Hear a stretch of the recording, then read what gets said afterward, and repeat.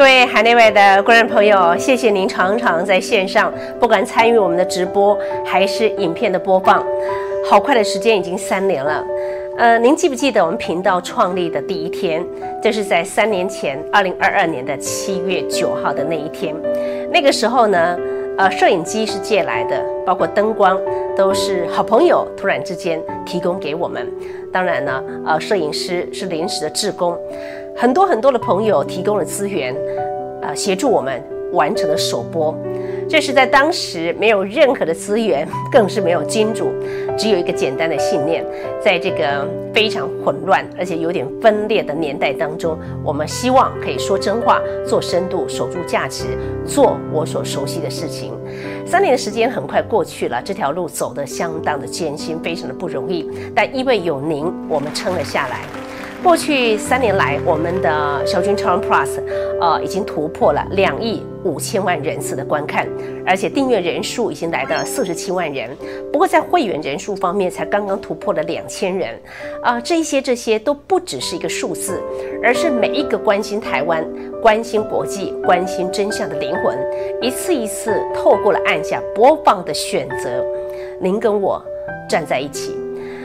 我相信过去这段时间，你也曾经在深夜里头听着筱君姐对着镜头娓娓道来，也许你也曾经在混乱的新闻洪流中，靠着我们的分析，找回了思考的力量。我们没有背景，我们有的是立场。什么立场呢？站在人民的这一边，站在台湾的这一边。一人难挑千斤担，但如果我们愿意一起挑，一起抬，千斤也能够步步为营。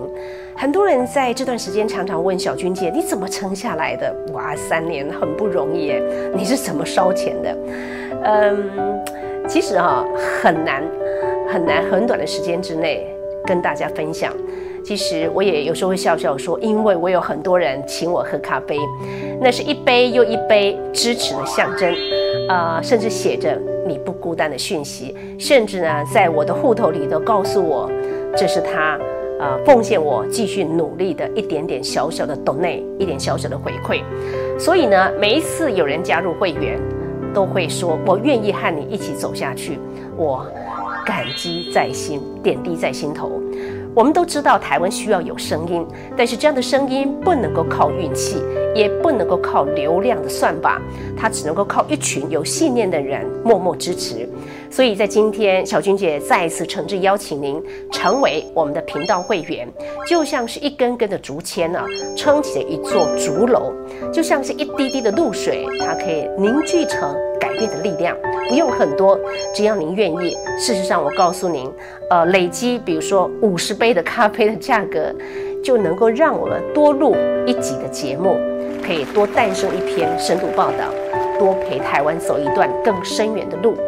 3年的时间当然不是一个句点，它是一个全新的起点，让我们在下一个3年当中可以走得更稳更远。也感谢您一路的相挺，也期待您加入我们的行列，点选下方加入会员，或者是筱君喝咖啡，一起让真实的声音不被淹没。我相信您知道，我们的存在是因为您，而您也是让我们继续存在的关键性力量。有心就有力，我们永远不放弃。谢谢您。So good afternoon, ladies and gentlemen, distinguished guests. Welcome to panel 2 of the 9th Katagalan Forum. I'm Inkavat. I'm the host of Taiwan Talks, which is Taiwan's only English language geopolitical talk show. It is my great pleasure today to chair the discussion on countering hybrid warfare and strengthening whole of society defense resilience. Now, where we define hybrid warfare as a mix of conventional and unconventional warfare, or military and non-military warfare, and no doubt Kerry will talk in more detail about the definitions. Also, where unconventional covers tactics such as disinformation, cyber attacks, election interference, territorial salami, slicing, and so on. So we can say that the CCP has spent roughly 100 years slowly and patiently perfecting its hybrid warfare capabilities. It has had a single aim, avenging its humiliation, its century of humiliation carried out by Western powers by becoming the preeminent global superpower. And then there is the defeat and absorption of Taiwan. And so for Taiwan and the United States and others, the China threat hasn't just been military for many decades, but also in that space between war and peace. And the more China has advanced its military and economic power, the closer that goal appears, and therefore the faster its hybrid warfare campaign has intensified. But China is not only targeting the US and Taiwan. The Philippines is increasingly targeted in the South China Sea, or West Philippine Sea, in cyber attacks and social media. Japan and South Korea increasingly targeted in the East China Sea and West Sea in cyber attacks and social media. India continues to be targeted in the Himalayas and Indian Ocean region, and Australia also in the seas around its country, as well as in cyber attacks and social media. So those are just a few examples. The question is how we recognize hybrid and gray zone warfare in all its forms, and when we decide to take action against it. In what ways can we defend against it and crucially deter this threat, and whether we can come together collectively to do that, as European countries and NATO have tried to do against the Russian hybrid warfare to build greater resilience in this region. So to debate this and more, we have an incredibly distinguished panel of experts, and I'm joined, starting from my right, by Dan Blumenthal, Senior Fellow at American Enterprise Institute. Dan focuses on East Asian security issues and Sino-American relations. He served in and advised the US government on China issues for more than a decade, and this includes being Senior Director for China, Taiwan, and Mongolia at the US Department of Defense in 2002 to 2004. Next to Dan is Elizabeth Braw, Senior Fellow at the Transatlantic Security Initiative in the Stowcroft Center for Strategy and Security of the Atlantic Council. Welcome. Elizabeth is one of the world's leading experts on gray zone and hybrid threats.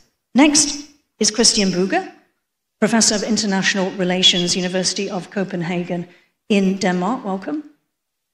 Christian specializes in maritime security and has held previously several high-level positions in UK universities. Next is Kerry Gashanek, Senior Fellow at Global Risk Mitigation Foundation based in Honolulu and Professor Visiting Scholar at National Juncture University. I'm holding up now Kerry's book. This is the Mandarin version, translated into Mandarin, of political warfare, which I think that many of you will be familiar with. It's become an important book for many a nation targeted by China.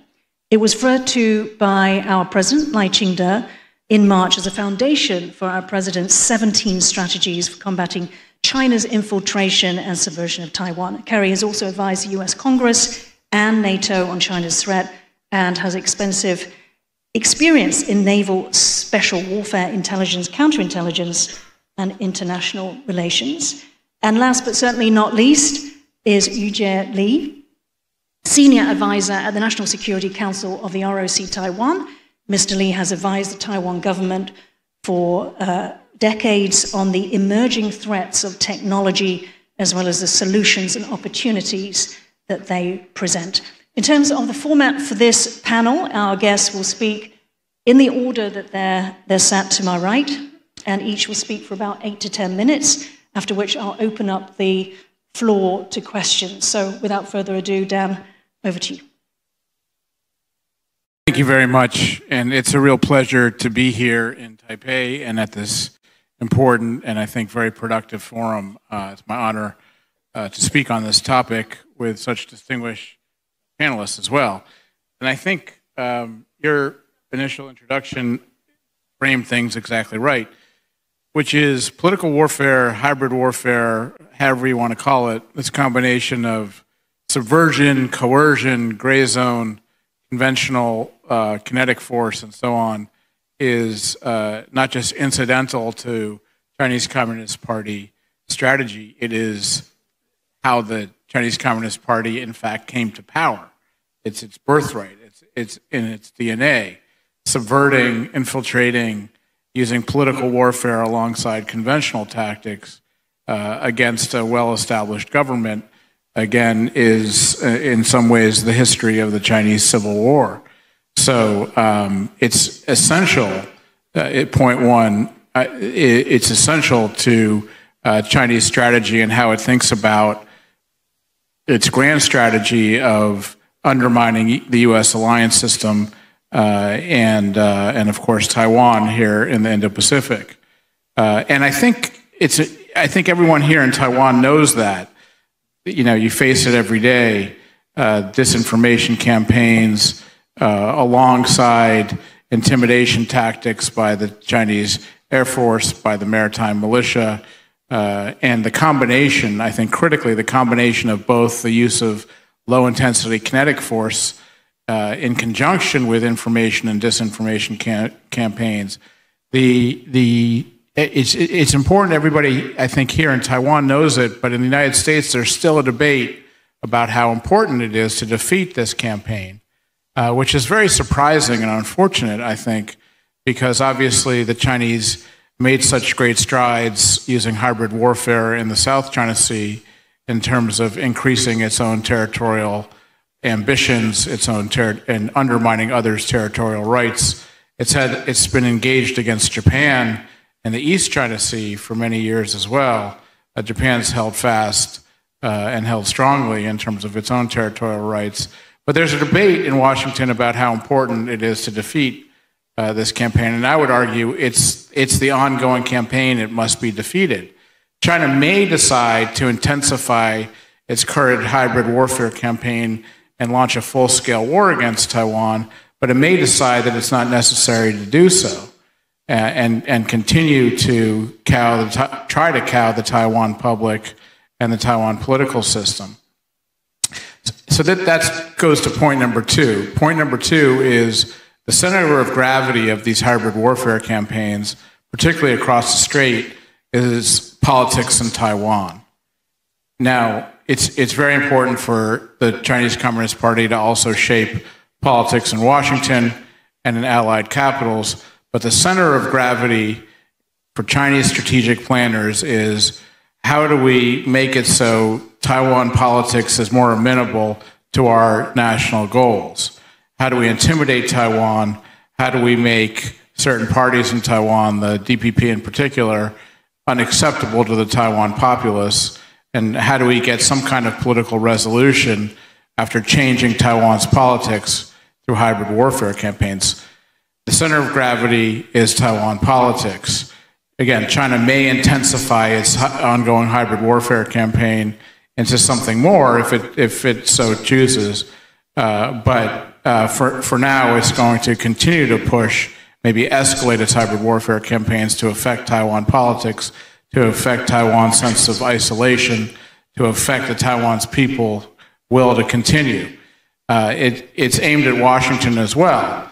So the debate that it wants people to have in Washington is in some ways the very debate that we continue to have. The essence of the political competition is essentially China trying to define what the contours and parameters are of Washington's relationship to Taiwan. China trying to define what is and isn't provocative in the relationship. This has been going on since the advent of the One China policy, China trying to redefine the One China policy, trying to say things like transit visits by the president of Taiwan are too provocative, or trying to say the visit of the Speaker of the House, Nancy Pelosi, was somehow too provocative or changing the status quo. That's how China tries to restrict the decision space and change the decision-making space in Washington as well, again, with its eyes on striking a blow against Taiwan politics.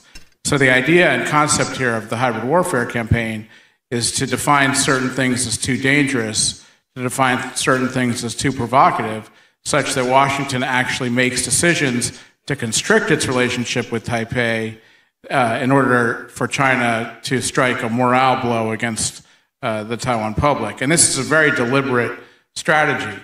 And there's all kinds of ways, I think, to counter this kind of strategy. The visit of Speaker Pelosi is an example. If, for example, the United States had acted more decisively and said, I'm sorry, but you don't get to define who we send to Taiwan. Part of this unofficial relationship we have with Taiwan is the right to have just about anybody we want go to Taiwan on unofficial visits. The only thing that we owe you, China, is that we promise not to confer diplomatic recognition on Taiwan, but anything below that is up to us to define. So ultimately, this is a political struggle over what kind of relationship Taiwan's going to have with the rest of the world, what kind of relationship Washington is going to have with Taiwan. And we ought to be very aware that China's trying to redefine that for us all the time. Again, with its eyes on striking a blow against Taiwan and Taiwan's resilience and so forth. I think the answers in general that Washington and Taiwan should come up with to these hybrid warfare campaigns is asymmetric political responses. So it's not possible to track and respond to every incursion that the PLA makes into Taiwan's airspace or to Taiwan's maritime space, but it is possible to respond at the time and in the way of our choosing. So the answer to restricting Taiwan and to isolating Taiwan is in fact to raise Taiwan's international status. So one good response, for example, to things like cable cutting or things like interference in the air defense identification zone of Taiwan would be to increase Taiwan's status multilaterally and exercise to make sure that civil aviation is safe going into Taiwan. This is an asymmetric political cost, and China actually cares about it quite a bit. So if China is actually embarrassed on the world stage, or if Taiwan's status is actually enhanced in response to China's attempt to restrict it and isolate it, that is one way in which China tends to back off. Again, so a response to military intimidation combined with disinformation would be raise Taiwan's profile specifically and functionally in the international system. I just want to wrap up by saying it's very important to defeat these hybrid warfare campaigns and to make sure that Taiwan's public knows that its system is able to operate despite the pressure that China puts it under. I think that the idea that ignoring these gray zone campaigns in order to focus on a possible larger kinetic conflict is a big mistake. I think you have to deter in the gray zone, deter in the space you're being challenged, which has a much better chance to show China that you have the will, both Washington and Taiwan have the will to defeat them should they decide to escalate to conventional means as well. Thank you. Thank you, Dan. Okay. So, Dan, they're arguing for greater decisive action by the US and also raising Taiwan's international profile. Elizabeth Brawl. Testing. I was thinking, hearing all these alarming reports this morning, and at lunchtime, I was thinking back to happier days in around 2016, 2017, when Twitter was down. I didn't notice that until afterwards, but when I logged on, I saw somebody had written this, or posted this on Twitter. Chatted with my wife while Twitter was down. She seems nice.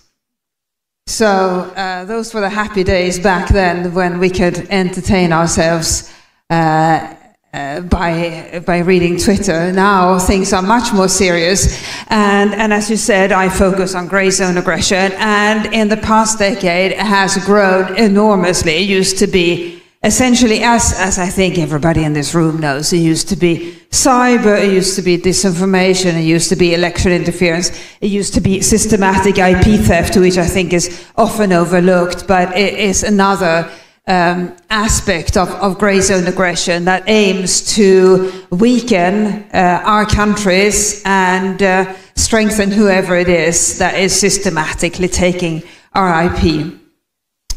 In the past 2-3 years, the forms of gray zone aggression with which our countries are targeted have grown exponentially, and not just in number of incidents, but also number of categories. And why not? If you are the aggressor in the gray zone, you can continue to innovate because nothing will happen. You are not going to be punished for engaging in gray zone aggression. Why are you not going to be punished? Because you are exploiting the space between war and peace. You're staying below the threshold of war, and our countries, democratic countries, are not going to respond with military means against you because it's risky, it's escalatory. But we are also not going to respond with the same means because we are liberal democracies. If a country, let's say, interferes in our elections, we are not going to say, well, in that case, we'll interfere in your elections. Or if a country engages in systematic cyber intrusion of our critical national infrastructure, we are not going to say, well, if you intrude in our infrastructure, we will intrude back. And that is one of the fundamental weaknesses of a liberal democracy. So there are two challenges with gray zone aggression. The first is that it's difficult to detect. How do we know when something is happening in our societies that may be gray zone aggression? Because many of these forms of aggression may exist in low intensity levels in our countries anyway. We have cyber attacks. We have people who spread untruths. We have election malfunctions within our electoral processes. How do we know when something is systematic and when the instigator behind it is a hostile state? We may not know until it reaches a very high level of intensity, and by then it may be too late. So that's why I think of gray zone aggression as the defender's dilemma. And I wrote a whole book about the defender's dilemma, and I still don't know the answer to this dilemma, which is how to detect gray zone aggression early and what to do about it. But I do have some partial answers. And one of the first ones is we have to do what Taiwan and some other countries are already doing, which is to involve the wider public as much as we can, not just the wider public as in the citizenry, but also the private sector.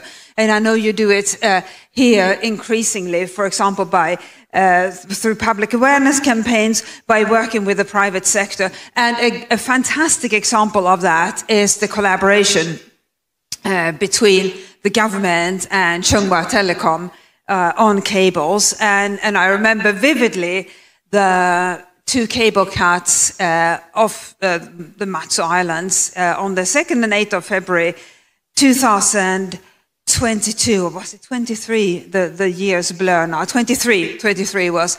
And the reason that both cables were cut with disastrous consequences was that the reporting system for cable operators to report cable damage was not particularly efficient, and neither here nor in any other liberal democracy, because cables operate in pairs. If one cable is damaged, the operator then puts in a call to repair a company, and they come and repair it after a while. But what should happen, and now has begun to happen, is that the operator should also report it to the government, so the government knows that a cable has been damaged and is aware. But that didn't happen then, and when people found out that there was a problem was when the second cable was cut. They had been taking the traffic for the two cables. The second cable was cut by another Chinese vessel, and then it became clear that there was a problem, right? Because there was only 2 cables and they had both been cut. The collaboration now is much better, and when the most recent cable cut happened, there was instantaneous reporting by Changhua Telecom to the authorities, so they knew what had happened and could react, and they reacted very quickly, as you may recall. That is exactly what should be happening, and we're seeing more initiatives like that, not just when it comes to cables, but when it comes to all kinds of incidents, because no Western government, no government of a liberal democracy can be everywhere all the time.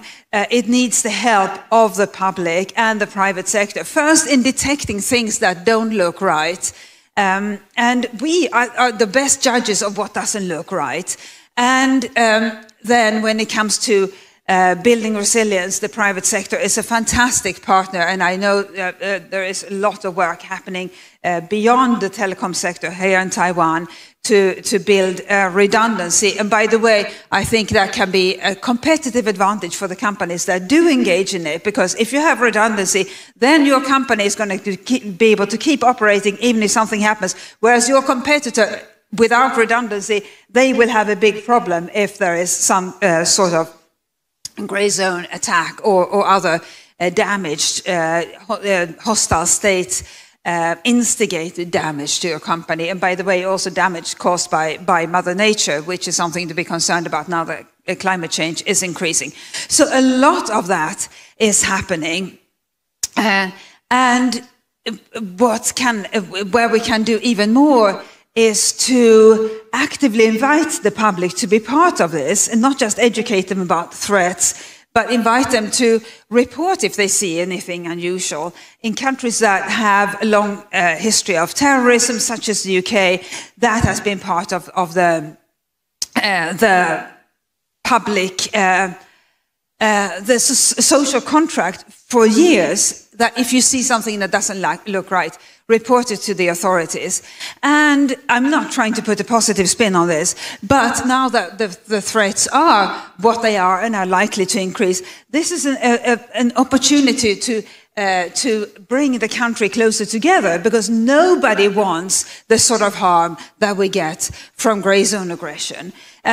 So in an era that has been defined by societal fragmentation, loneliness, and so forth, I'm not saying that it's good that we have grey zone aggression, but now that we have it, being part of the solution is a fantastic opportunity for people to get involved. And it's interesting to see which countries are the most active. Taiwan, but also the Nordic Baltic countries, the UK, the Czech Republic, a wide variety of countries that have few other similarities other than wanting to keep their countries going in case something were to happen, and something will happen. And so this is also, by the way, an opportunity to show your country off to international markets, to FDI investors, to show we will be able to keep going even if there are countries and other actors that wish us ill. And on that note, something I want to flag up, because Russia is good at innovating in the grey zone,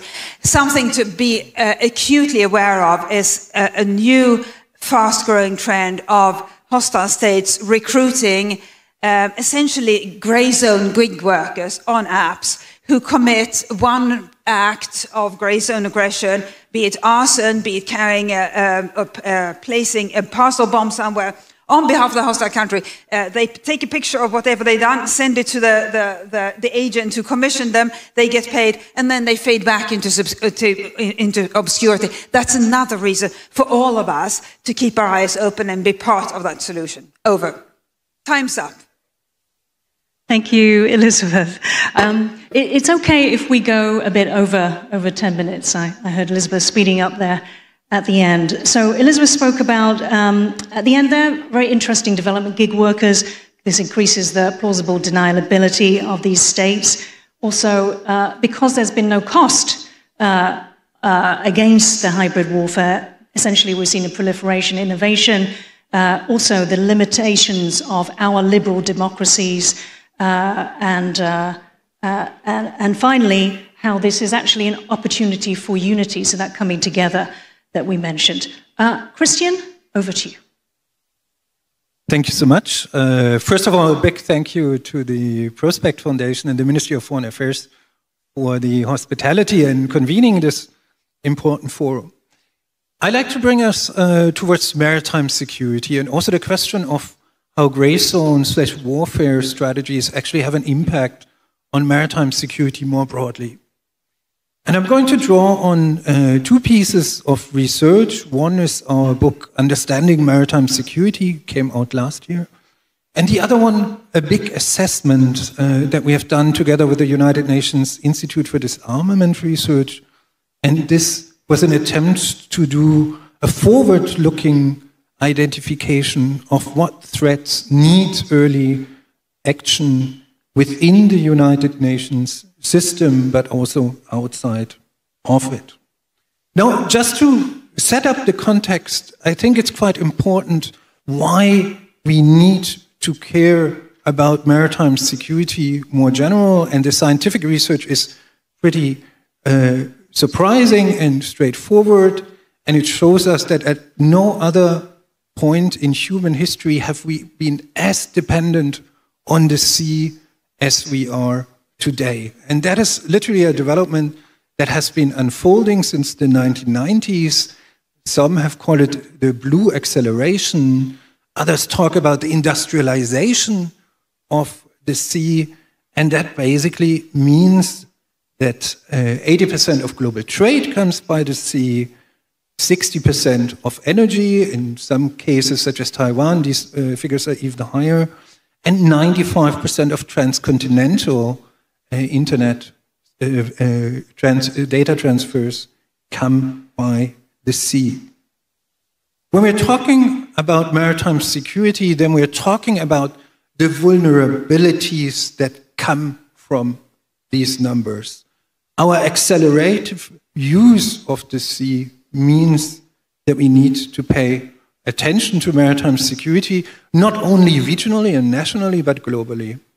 Remember the Evergreen accident in the Suez Canal a couple of years back. One single ship in a strategic location caused a global loss event, and economists have estimated that in the range of 8 to 10 billion.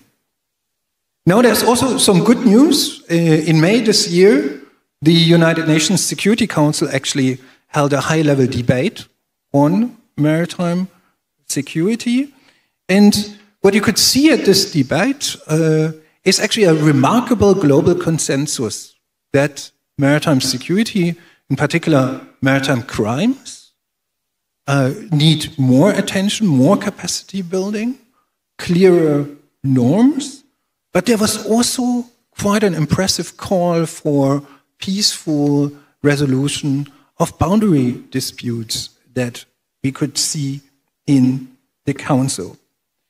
Now, in that debate, in many ways, member states were looking at what can be called an established maritime security agenda. They were hardly talking about what can be called the gray zone or the hybrid sphere.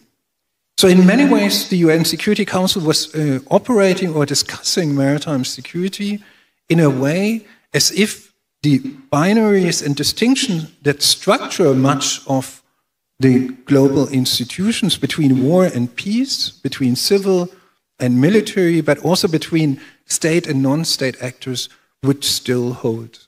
And this is exactly the key challenge that we are facing when we're talking about hybrid and gray zone warfare. These binaries are deliberately blurred. Now, I think when we're talking about gray zone/hybrid warfare at sea, it is actually quite important that we are clear in our vocabulary, and I think it's of essence to distinguish between two different types of actions.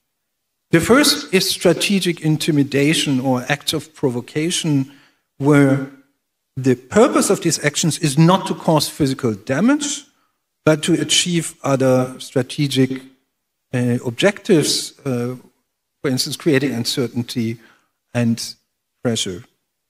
The second type is direct confrontation, and only then it makes actually sense to talk about warfare rather than strategies and tactics. And here we're talking about acts where the intention is to cause immediate damage on an adversary. It's quite an important distinction, not the least in legal terms. Now, if we are looking to European waters as an example, we can see a lot of strategic intimidation. They're mainly pointing towards Russia, and that includes maritime espionage disguised as scientific research. Some people have seen the documentary on the Russian vessel Yanta. Cable cutting incidents or mysterious accidents, let's call them like that were just referred to. The purpose of these kind of acts is to install vulnerability and uncertainty in European populations, but also keeping the pressure on defense forces to operate under extremely high costs. If you look into the response to grey zone attacks in European waters, the price tag has been quite substantial for that. Now, luckily, a lot of things have been happening by the European Union and NATO, in particular with regards to the Baltic Sea.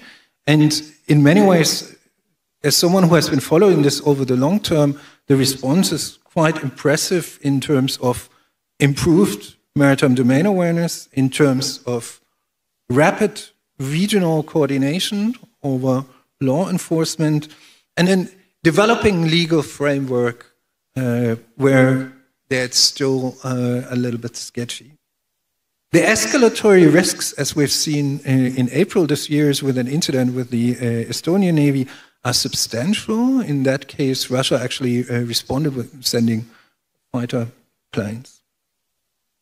If we're talking about direct confrontation, I think then we need to start talking a little bit about how Ukraine's defense tactics actually use grey zone warfare, and to the evolution that we are seeing there. And here we're not only talking about drone warfare and cyber attacks, we're also using the new ways of strategically using sea mines.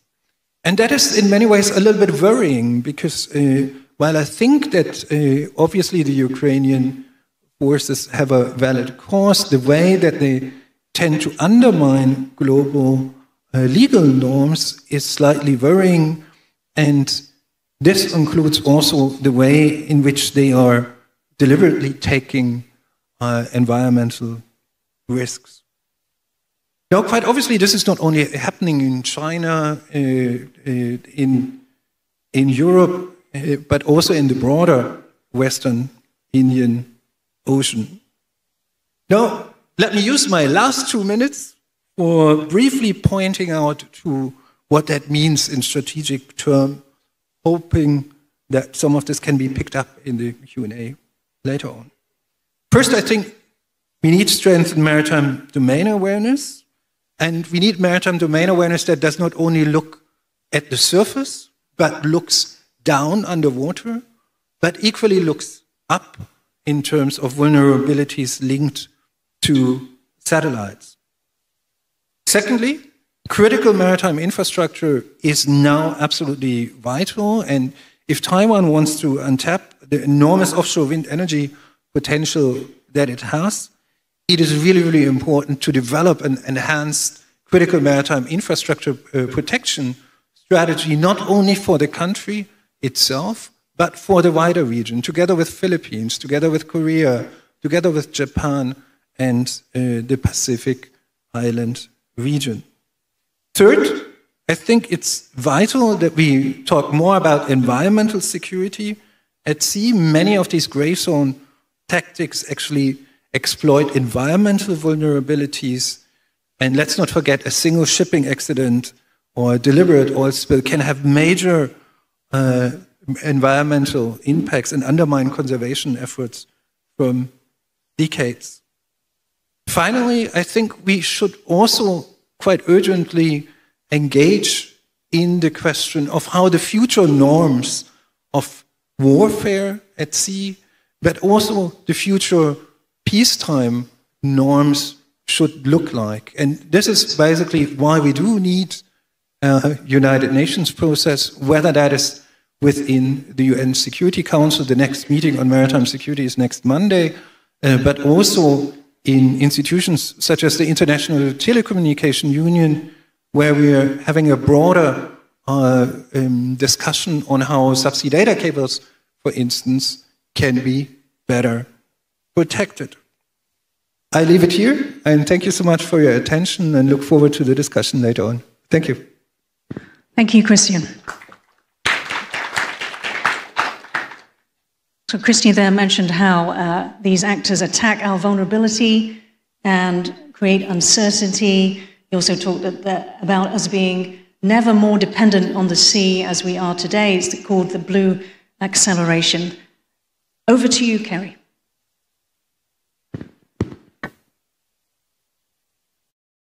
Hybrid warfare is a component of political warfare.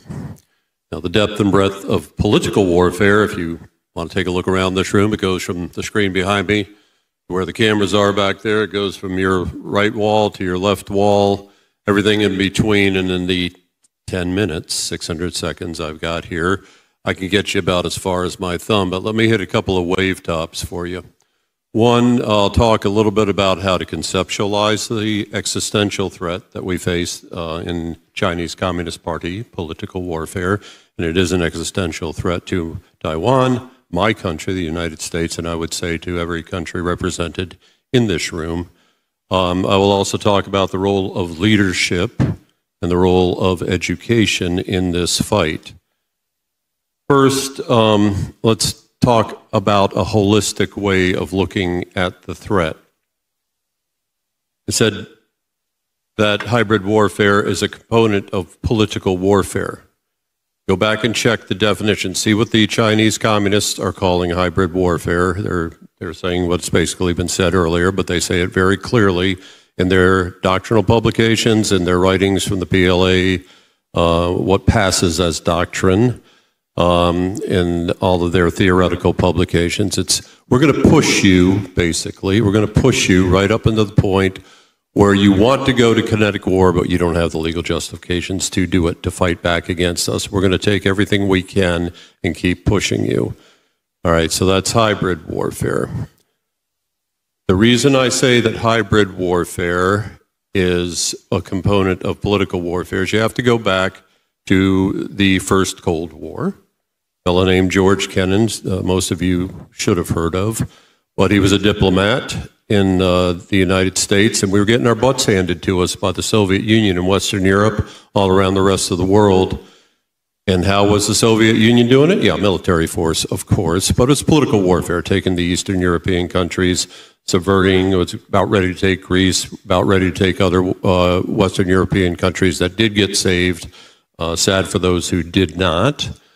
But the point is that it took Kennan, a diplomat with his policy planning group in the U.S. State Department, to wake up the United States government to this concept of political warfare. And what Kennan said, this is very simple, keep it simple, political warfare is all means short of, he didn't say major, kinetic warfare, all means short of kinetic warfare to achieve your national objectives. In effect, what that means, political warfare is all means short of major kinetic warfare, because we're dealing with the Chinese Communist Party, and the Chinese Communist Party is, you have to think about this, because this is a different threat than we faced before. It is an expansionist, militarily, economically, and technologically immensely powerful nation, brutally repressive, genocidal, in fact, totalitarian regime. All right, they're not going to quit. You have to make them stop. They are on the attack, and they know that they can corrode us. They can wear us down. How do they do that? Political warfare. They corrode us. They divide, they demoralize, and to use their terminology, they disintegrate us. That's what they're trying to do to annex Taiwan. But they're also doing it in my country. And they have a wide range. The reason I'm saying think the size of this room. All this terminology that we use to define what they're doing to us. We're screwing ourselves into the ground. We're setting ourselves up for defeat through terminology alone. We're paralyzing ourselves. We have disinformation, we have propaganda, we have misinformation, we have strategic psychological operations, we have media warfare, public opinion warfare, we have legal warfare, lawfare, and then we have United Front operations. And we're playing whack-a-mole. And that doesn't even get to those of you who've read the book Unrestricted Warfare. There is an unlimited number of other warfares, tourism warfare, economic warfare, which you're familiar with, but all these other warfares that the CCP is eager to use against us and is using against us. Drug warfare on my country. We got 100,000 dead Americans on the streets of the United States every year, military age mostly. And what's it coming from? Fentanyl. Where's fentanyl coming from? We already had a distinguished guest speaker earlier talk about the fentanyl coming in. It's deliberate, it's intentional, it's destroying the fabric of my country, among many other ways that they're destroying my country internally. I would wager they're doing the same thing to you. So we've got all these attacks coming at us, and yet we still insist on disaggregating them. We parse them out. Well, we're gonna fight fake news here. In the United States State Department wasted millions of dollars on fake news. We're going to have a workshop on fake news. That gets you nowhere. That's tactical. That's like being in mid-intensity conflict and you're focusing on the one soldier in the foxhole over there with a rifle over the parapet. That's very tactical. You've got to start thinking, we have to start thinking holistically, strategically. We have to categorize all of these different attacks, again, the way Kennan did in 1948. Let's just call it political warfare. So we're not playing whack-a-mole and trying to take out, propaganda and disinformation and election interference over here. If you have a guiding principle, a guiding framework, a holistic view, then you get the president, and we all have elected presidents or equivalents. You can get the president to make the decision we're going to fight. And God bless President Lai, God bless President Marcos, because those are two of my heroes right now, because they said we're going to fight CCP hybrid warfare. Once you get the presidential decision that we will fight, then you get the policy, then you get the strategy, and that's what's lacking in America right now. And I'll come to this 300-page report that I helped the U.S. Congress, this investigation comes back to America's lack of a strategy. You get the policy, you set objectives, develop strategies, you develop the resources, you develop the education programs, you develop the personnel, not just military personnel, because military is very much part of this, your law enforcement, okay, your counterintelligence, your department or ministries of education. It's a whole of government approach that you have to take, or you're going to lose. Whole of society, you have to at least say that. It's aspirational, you're never going to get it, but publicly we have to say it. Try to get that. And you get that if you have some sort of overarching guiding framework and you're not playing whack-a-mole trying to take each one of these attacks separately and devoting resources without any organized, holistic way to confront it. Now, what happens when you don't have the strategy, when you don't even have the willingness to call the threat by the right name? You get the United States government right now. This was a 2-year investigation the U.S. Congress did on just the U.S. government, not on PRC political warfare against business and industry, which is major, against our academia at the subnational level, at the state, city, councils, that sort of level. No, this was just at the U.S. government. 25 U.S. agencies. I know I got it, 2-minute warning. I played football. I know what it means. It's almost over. The point is that of 25 agencies, including CIA, FBI, NSA, National Security Council, and NSA, all of the key ones, State Department, they found out they had no idea what they were facing. They couldn't define. That's where definitions in education come in. The vast majority of people in these agencies, these 25 agencies running my government, had no clue what was going on all around. I mean, you can read the 300-page report. I'll loan it to you. You can download it. It was pretty horrifying. This is in the words of the representative sent to testify at the investigation. The State Department representative who chaired the so-called China House, supposed to be a key member of the administration's policy making for the People's Republic of China and the CCP, walks into the hearing, senior-most State Department official, and looks dumbfounded and says to the committee, could you tell me what political warfare is? No kidding, it's in the report. This is how ignorant my government has been. I would wager if you go in, college professor hat on here, and you go into any one of your bureaucrats or your senior elected officials and you said, take out 5 sheets of paper, 1 pen, define political warfare, give 3 examples how it's being waged against your country, Canada, Marshall Islands, etc., and then go down the list. What's United Front? What are they doing? I would wager that 99% would get an F, okay? So education is important. Where does education start? Yeah, it starts at the macro level. We wiped out our political warfare education in 1991 when we thought we'd won the first Cold War. My time is up. Let me just give a shout out to 2 organizations doing good I got time? Yes, I do. Thank you. Shout out to 2 organizations doing some good, clever education. All right? You're looking at this coffee graph and you're saying, my gosh, that is beautiful. Is that Starbucks? Is it Yves Saint Laurent? Is it Gucci? No, that's the Republic of the Philippines, the Armed Forces of the Philippines. It is a coffee carafe that they distribute in the Philippines that talks all about the West Philippine Sea. So that's one way you get past TikTok. That's one way you just come up with creative ways on the very low level, but mass level, to get out the word on the political warfare, in this case, the hybrid warfare for the West Philippine Sea.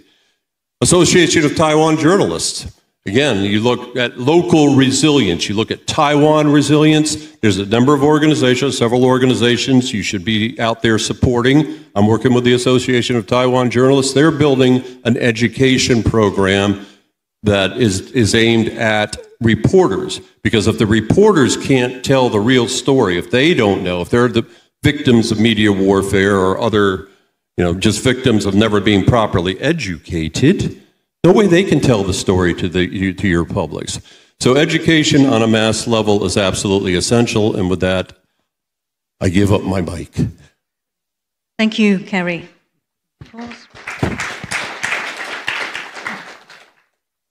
So, Kerry, they're telling us about the holisticness of the CCP's political warfare, and therefore the approach that we must take must also be holistic to combat what China's goal is, which is to disintegrate its enemies, as well as expressing disappointment in the US's approach to it.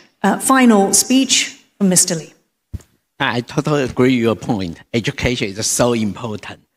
So, distinguished guests and ladies and gentlemen, it's my great honor to speak following such insightful contribution from previous estimate panelists. They have illustrated clearly that hybrid warfare is no longer theoretical. It is our daily reality, in particular in Taiwan. I have served as a senior advisor to the President Lai for past 15 months. During the time, I have been deeply involved with the defense community and emerging technologies, including AI, cybersecurity, unmanned system, and space technology, including telecommunications. I also oversee the resilience planning across critical sectors, communication, energy, finance, and transportation, as part of President Lai's Hall of Society Resilience Initiative. Digital security, undersea cable, and the critical infrastructure are among the key areas I monitor every day. During my time at the NSC, I frequently encounter discussion referencing the timeline of 2027. As you know, the U.S. Secretary of Defense, Pete Hegseth, reaffirmed that at the Shangri-La Dialogue in May 2025. This timeline reflects not only intent, but also growing capabilities. Taiwan's strategy is to deter conflict, and our response to to hybrid warfare, whether in 2027 or sooner, must be open, innovative, and rooted in whole of society defense. Taiwan is among the most targeted society in cyberspace. In response, we have launched the National Cybersecurity 2025. We named Cybersecurity is National Security. In this strategy, we have 4 key pillars of cybersecurity, including the whole of society defense resilience. It's not only the traditional cybersecurity, it's including the hybrid warfare as well. And the second pillar is about the critical infrastructure. And we do believe that when the critical infrastructure under the massive cyber attack, that's a very clear signal for the Chinese invasion. So we pay a lot of attention on the critical infrastructure security. The third pillar is about the supply chain securities. And actually that's inspired by the US DOD. They have a CMMC. We are not, the government have to purchase a lot of hardware, software, even the service from the vendor, from the private sector. Even the product is secure enough, but if the vendor security level is not match the standard, it will create a vulnerability to the entire government. So the third pillar, we will focus on the vendor, we care about the supply chain securities. The fourth one is about the emerging technology, namely that's artificial intelligence. We do believe that the AI can help cybersecurity industry, but when you rely on AI system more, you create more vulnerabilities. AI itself might be the big threat of the cybersecurities. Actually, in order to improve our critical infrastructure security, we have an organization called the National Institute of Cybersecurity. We formed a team called the OT exercise that's focused on the OT technology cybersecurities. And when we talk about cybersecurity, we have prioritized, including the power grid, energy supply, transportation network, financial system. Right now it's under constant threat. We have to build up the collaboration platform with others. This engagement has yet significant progress in strengthening our collective cybersecurity protection. We believe that enhanced intelligence sharing and malware forensics can help trace attack footprint and increase the transparencies. Ultimately will reduce their violence and the impact. You probably already see the Netflix series called 0 Day. That's a wide-scale cyber attack on critical infrastructure. That's offering a valuable lesson to decision maker and policy maker in the real world. China's recent wave of cyber attack, whether known as a Seoul Typhoon, Vol Typhoon, or others targeting US, UK, Australia, and Japan, are designed to enable rapid, destructive cyber operation against critical infrastructure. We believe this attack was deliberate experiment conducted by China, intended to test the ability to paralyze critical infrastructure during a potential Taiwan Strait conflict, thereby delaying or obstructing timely international assistance to Taiwan. Taiwan operates 14 international and 10 domestic undersea cable, and which are vital for internet connectivities and nationwide communication. In 2025 alone, we recorded at least 4 disruptions. This underscores the urgent need to enhance the communication resilience to ensure Taiwan remained connected to the rest of the world. redundancies and decentralized are two fundamental principles of resilience. In response, we are pursuing a diversified approach that's including expanding undersea cable routes and landing station, incorporating microwave transmission system, and integrating satellite communication as contingency option to ensure the connectivity. In the aftermath of the war in Ukraine, Taiwan amended its legislation to allow data backup to be stored outside of Taiwan. This legal revision provides the foundation of Taiwan to establish hyperscale cloud infrastructure. In collaboration with trusted private sector partners, simultaneously we continue to tackle energy resilience challenge in parallel, strengthen our ability to manage and recover from disruption across both digital and physical domain. The warfare is evolving with technology advancement, and our defense strategy must evolve accordingly. I have to say that the war in Ukraine has promoted Taiwan to examine the reality of a conflict and check our level of readiness.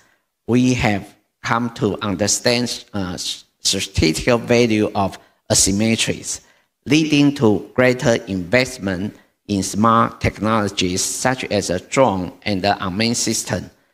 We are integrating artificial intelligence and advancing sensor vision, data vision, that kind of things.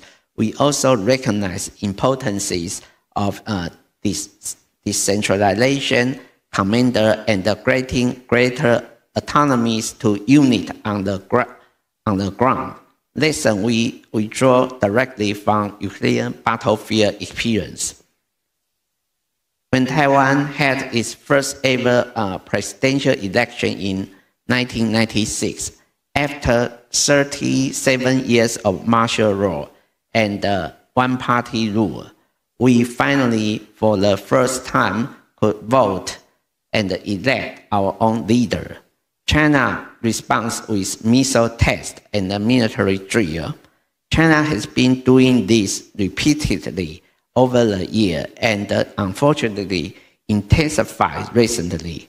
This reminds us that we cannot take the point, which is this is a competition over who gets to define Taiwan's status. This is a competition over what kind of relationship the United States is going to have with Taiwan. This is a competition over what kind of status Taiwan is going to have.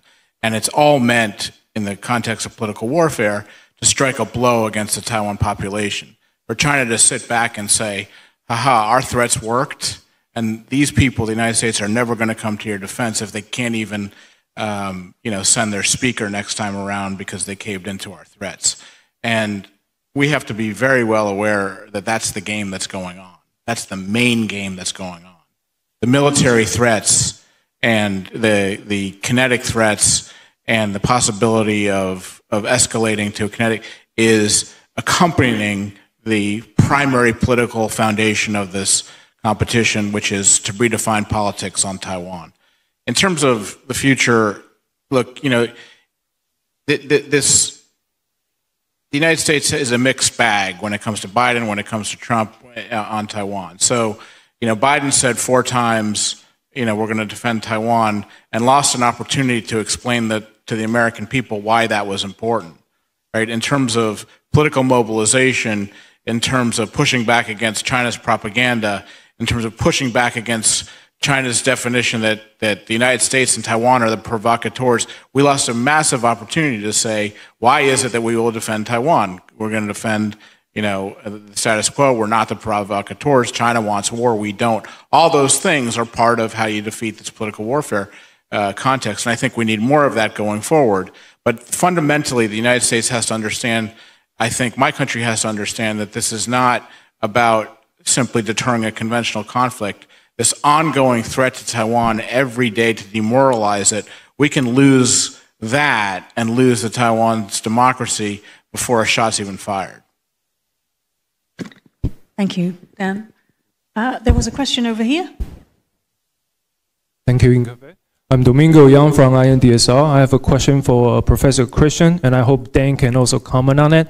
Sir, I really appreciate your distinctions between strategic intimidation and also direct confrontation.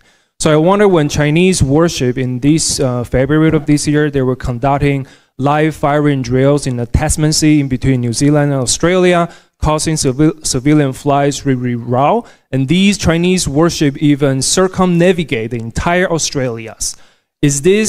Will you consider this as a strategic intimidation or direct confrontation? And also, when the Albanese government complained about this to Beijing, Beijing replied that they were surprised because these exercises were conducted in the so-called high sea, so that they should be legally grounded. And Beijing says that since Australia can conduct the exercises in the South China Sea, why can't Beijing conduct the exercises in the Tasman Sea? My question is, how can we push back such Chinese narratives? And this part, I really hope Dan can also jump in and comment on it. Thank you. Christian. Thank you so much for the question. It's a great one. And before I get started, I would like to push a little bit back against the overly use of the term warfare or hybrid warfare. Let's not forget that some of these things that we're talking here about are in the domain of diplomacy, including multilateral diplomacy. Some of the things that we're talking about here are also in the realm of international law. Right? All of that matters, and that brings me to the question of the exercises in a second. Let's also not forget that democratic values also mean to adhere to peaceful diplomacy, that it means to live up to multilateralism and to adhere international law. And when I'm saying international law, that not only means to, what we hear a lot of times, most recently, to defend international law, but also to make new international law when it is required. And that was earlier on one of my key arguments, that the gray zone space urgently needs attention in terms of making new international laws that can actually cope with it. Right now, this does not seem to be particularly popular, and one of the reasons for that is if there's something that a global hegemon doesn't like, then it is more international law. Right? If there's something that a small island state or smaller middle power urgently needs, then it is not necessarily the attention of the hegemon, but then it is international law. That is preliminary remarks. Now let's come to the question of the exercise. If you look into the law of the sea, there are two different interpretations in terms of the freedom to hold exercises. There's the argument, and that is largely promulgated by the United States, that exercises fall under freedom of navigation, and you have to inform the coastal state of your intention to conduct exercises. Now, then there are other countries, and that includes Vietnam, that includes Ireland, for instance, that are not so keen on having exercises in their exclusive economic zones. In the Irish case, it was the Russian Navy that wanted to conduct a live fire exercise in the exclusive economic zone. And for the case of Vietnam, you can guess. Right? So if we're analyzing Chinese exercises, we always have to keep in mind, what version of the law of the sea do we want? Do we want to have the version where there's the freedom to conduct exercises promoted by the United States? Or is it the more restricted version of the law of the sea, where the coastal states have much more power? I think it's a super important question. It's one of these many unresolved tensions in the law of the sea. And As many of you might know here in the room, one of the key problems of the UN Convention of the Law of the Sea is that we don't have a body through which we can internationally meet and interpret the law of the sea. We only have a General Assembly, a resolution, and annual, and we have the UN Security Council. That is a problem that actually needs fixing. Where we're going to discuss the question and develop the answer of how we want to interpret the law of the sea.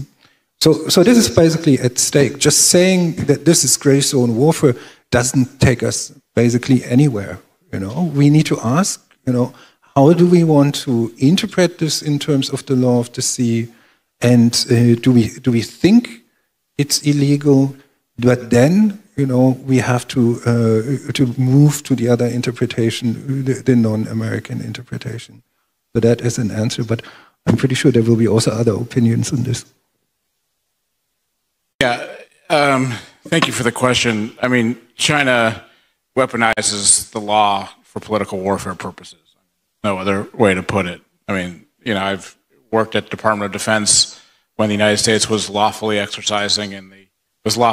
operating in the exclusive economic zone, and China rammed an EP-3 and the Hainan Island, and that's just the tip of the spear. I mean, they've been doing this for 25 years, so there's no international law solution to China's weaponizing of the law for political and military purposes.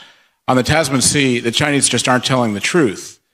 The idea that this is somehow tied to provocations in the South China Sea, where the Australians are lawfully operating freedom of navigation, is just simply not true. That the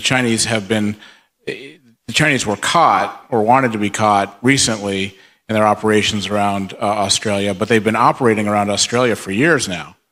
The Australians have been one of the reasons the Australians got so mobilized is not just the internal political influence campaign they found, but the fact that the PLA is operating more and more around Oceania, for military and political purposes. So it's being highlighted, and the Chinese are making another specious argument so that the West can wrap itself around in circles about who's acting lawfully and who's not acting lawfully. But the fact of the matter is the PLA wants to act unlawfully inside and around Oceania in order to control the second island chain. Yes, one thing regarding the exercise you mentioned in Irish waters. It had an interesting continuation, that case. So the Irish government didn't want the Russians to exercise and asked politely, please, can you not exercise in our economic zone? And the Russians said, well, we'll do as we like. We are not in the business of adhering to your polite requests or polite pleas. So then, I guess some people in the room may remember what happened, but it's such a good story to tell and to remember, because it illustrates the power of wider society. So Irish fishermen who fish in these waters, when they heard there was going to be an exercise, that obviously meant that they would not be able to fish that. They would lose significant income. So they said, we will not put up with the Russian exercise in our fishing waters. And they said, we're going to sail out and sail 24 hours a day. So essentially preventing the Russians from conducting their exercise. And that's precisely what happened. The Russians had to head home, exercise uncompleted, not even initiated. And to me, that illustrated the power of wider society in coming up with solutions. But there is, as you say, Christian, a drawback to that, which is that if our navies were to want to exercise in another country's exclusive economic zone, and that country said, no, we don't want you to exercise there, and then their fishermen may sail out on their behalf and say, well, we are going to fish here, and that will prevent you from conducting your exercise. So there is always that side to consider if we try to be innovative. We, our governments, or indeed parts of our societies, try to be innovative in applying UNCLOS. And that is actually a fascinating insight, because, of course, China regularly uses maritime militia. So it's a kind of mirroring of a response, isn't it? Although for them, obviously, it's got a different flavor to it. Well, we unfortunately have to wrap it up there. I'd like us all to give a round of applause to our panelists.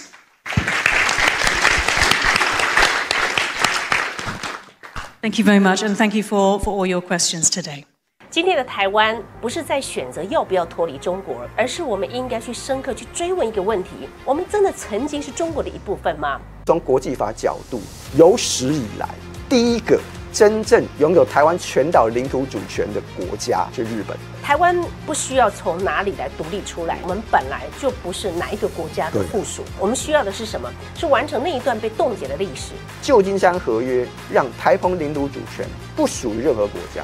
中日合约是确定的这一件事情。开罗宣言跟波茨坦公告里头似乎也被错误解读。开罗宣言它是一个宣言，类似 MOU 嘛，不具有法律效力，的确是。弄给人骗了。马英九经常就用开罗宣言说，依据开罗宣言，台湾是他的，那中国的，弄得给人骗。国际法早就已经为我们留下一条通往尊严的道路，让台湾的人民真正做一次选择，为台湾写下未来的名字。各位海内外的观众朋友，大家好。您还记得筱君台湾 plus 在3年前创立的第一天吗？当时没有任何的资源，我自掏腰包、筚路蓝缕走过来，一心只想守住这个信念——台湾价值。过去3年来，一路走来，跌跌撞撞，非常的不容易。不过因为有您，我撑了下来。我们的观看次数已经达到了2亿5千万。订阅的人数也突破了47万人，这个数字代表每一个关心台湾、关心国际、关心真相的灵魂。也许您曾经在深夜看着筱君姐对着镜头娓娓道来，也许您也曾经在混乱的新闻洪流中，靠着我们的理性分析，找到了重新站起来的力量。不瞒您说，我一度想要放弃。不止一度，数度，因为这条路很艰辛、很漫长，而且是孤独的。一人难挑千斤担，捉襟见肘会有的，因为没有政党澳元，没有政府资源，你一定很难想象。3年来就是这样子势单力薄，一路苦撑，只差没有倾家荡产。当然，很多人会问啊，那筱君姐你是怎么撑下来的？其实我的逻辑、我的哲学很简单，省一点，我们牙关一咬就过去了。所以每一次看到有人加入付费会员，我都会安慰自己，还是有人愿意跟你一起走下去的。筱君姐诚挚邀请您成为我们频道的付费会员，帮我们一起守住这个频道，不用很多。